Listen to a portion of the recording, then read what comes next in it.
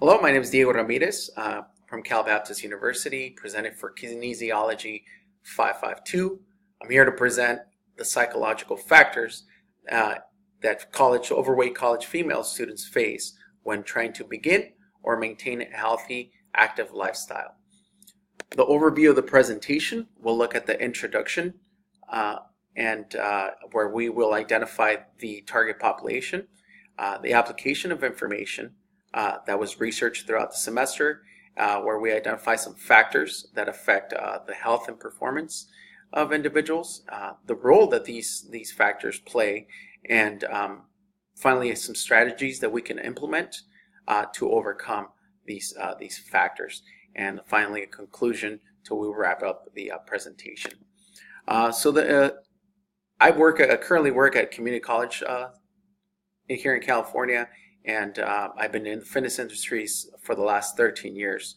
So it helped me narrow down to the population that I want to work with, because I want to maintain a career in the community college level in the educational field. So this I found that this population is very interesting, especially with the advancement in technology that assists the students in engaging in physical activity. That definitely is something that is interesting. But even though there's a lot of information that can help them get some physical activity, whether it be online or an application, there's still a lot of inactivity, not just with the college population, but across the country. And it seems as though that more male students engage in physical activity than females do. And when females do end up engaging, they usually tend to only do what they feel comfortable with. And in my experience, it's been only cardiovascular training and or selectorized equipment. So there's not a lot of engagement elsewhere in the fitness center. I do remember one time somebody told me that don't focus on the fit and healthy looking people. Instead, focus on the not so fit and unhealthy individuals, they are the ones that need the most help. So with that said, those are the main reasons why I chose to focus on overweight college female students. And the transition of leaving home to attend college, it's definitely an alteration in lifestyle associated with increased body weight. So the relocation has changes in social, physical environments, as well as cognitive and behavioral adaptations, which may definitely influence dietary patterns and physical activity levels. Available time to complete other tasks such as meal planning can impact the health and lifestyle of college students, who now they must plan to schedule and budget their time to adopt healthy lifestyles. So the factors that I have identified here are time, social support, unrealistic goals, environment, and lastly, anxiety. So let's take a look at the first one, lack of time. Obviously, this is lack of time, or time is the perception that is determined by a person who is deciding that there's not enough time in the day or in the week to make exercise or healthy eating a priority or an option. The person makes a decision to make it part of their day, or does not possess the time management skills that are needed to create a healthy lifestyle routine. So it doesn't. This is definitely the one that we use as the most common excuse for not exercising or consuming a healthy diet. So it's important to demonstrate that the various challenges here. We need structure in our lives in order to achieve our goals and be productive. So if we need to exercise 3 times a week, this presents only about 2% of the total hours in the week. So this can present an opportunity to develop the time management skills and budget their time more accordingly. So some of the strategies that we can actually implement here is first and foremost is to schedule exercise in advance. Set up reminders. Have a calendar available where we could put like work, school, exercise, free time, and have some time designated. So reminders on a mobile phone, especially nowadays. We have like watches that can tell us, give us reminders. We can set up an email sending us a reminder like, hey, we need to go exercise. Applications now have certain things like that. So since home is usually associated with relaxation and it's rarely associated with vigorous physical activity, it might be beneficial to join a fitness club where that can be easily accessible to the client. Also, create a routine by selecting the days of the week, the most convenient time to exercise vigorously. Maybe try out a group exercise class that can be part of the routine. It takes care of a few things. It takes care of a class, in this case, would be a scheduled time. So you know that there's a class that will meet at this time, so you could do that. The instruction that one receives from the instructor in this case, and socialization with other exercises definitely is a big plus. Next thing is social support. So there's two types of support. There's direct support and indirect support. And social support refers to the degree of perceived physical, mental, and emotional assistance that someone receives from others.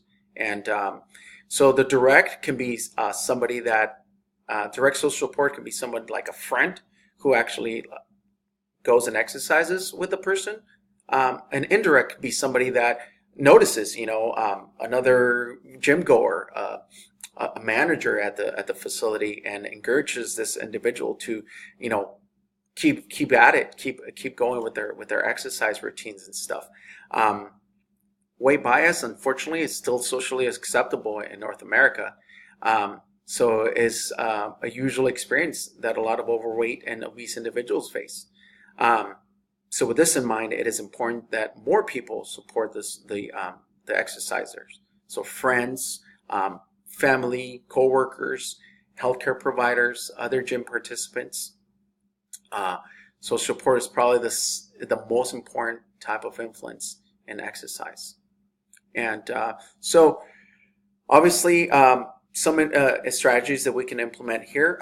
First, find a friend or a partner that can provide that support. This would be considered as instrumental support. Another strategy is we can provide, as fitness professionals, provide support to our individuals. Doctors and religious leaders can also provide emotional support to the client. And lastly, another strategy is provide informational support.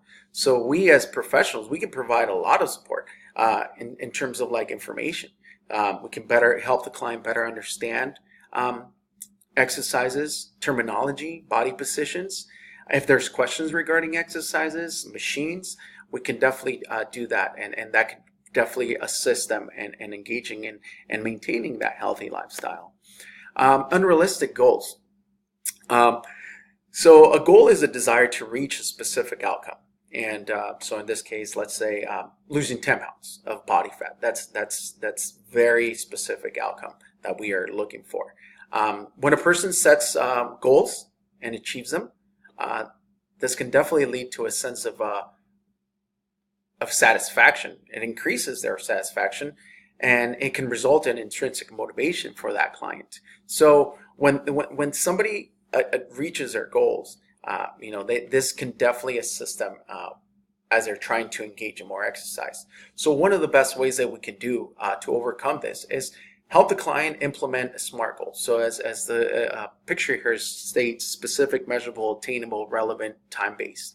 If we can do that, then the client can actually begin to see the big picture, and then listening to the client and use open-ended questions. So engage them in trying to develop their goals. So that way they can provide more feedback, and we can move them towards that behavioral change that we want to see and to create achievable goals. And lastly, the use of online tools. I talked about it in the previous slide. Obviously, there's more opportunity. There's more tools out there that can help. Applications that can also help in developing the behavior. Something that's basic sometimes can be overwhelming if we have like all these tabs here and there, and this can tell you this. Something basic, keep it basic, so that person can actually understand, like, okay, I logged 50 minutes of exercise or 10 minutes of exercise, and that's it. Don't tell me what you did, what you didn't do, how many grams, all that stuff. Sometimes it can be overwhelming. The environment. I love this picture. Because the reason I love this picture is because there's a lot going on, and what I love the most is that there's toddlers all the way up to, it looks like there's some older individuals there. So an environment is where an individual lives, exercises, performs, goes to school, or works, or conducts any other sort of activity. So people are exposed to various environmental conditions, which can definitely strongly influence their actions that directly affect health and their well-being.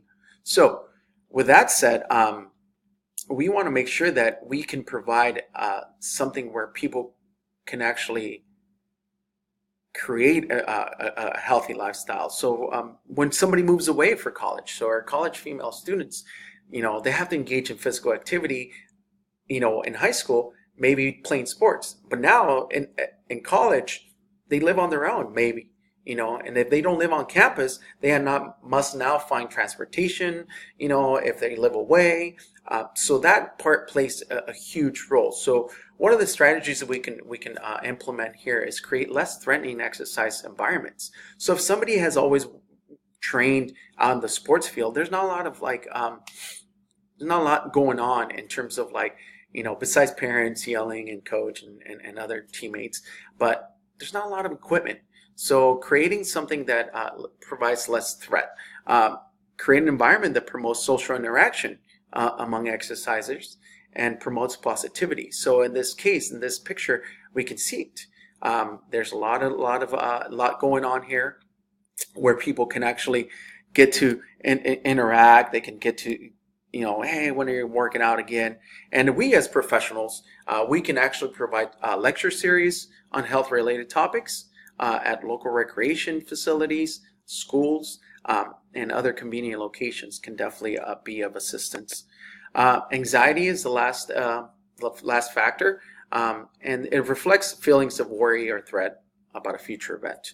So obviously, exercise has been shown to reduce both short-term and long-term anxiety. Unfortunately, anxiety can be debilitating to normal thinking, quality of life, happiness, and general well-being. So one of the strategies that we can incorporate here is engage in aerobic exercise, such as walking, jogging, swimming, cycling, group aerobic exercises. So this picture, shows you can be dancing, you can be walking, swimming, biking. So it doesn't necessarily mean in a fitness gym. Provide instruction. We can provide instruction to the equipment use as professionals, exercise demonstration, and assist in program design. So we can help them out that way, and that would definitely decrease their anxiety and increase self-efficacy through assessments. So pre-workout, pre-test, post-test, positive feedback, optimism, motivation. That's one of the best ways we can do to overcome this anxiety. So research indicates that almost half of the college students report a decrease in physical activity after they graduate. Therefore, there needs to be better understanding of the programs that we currently have and the prescriptions that are currently available to undergraduate students, and more specifically overweight college female students. These factors are not limited, of course, to the ones presented, but they can definitely be significant for exercise adherence. Lastly, continuously provide the best support possible for individuals that are at the beginning of their exercise program, and provide feedback, resources, different strategies for these individuals will help them continue to engage in positive health and exercise behaviors. Here's my references. Hope you enjoy our presentation. You have a wonderful day. Thank you.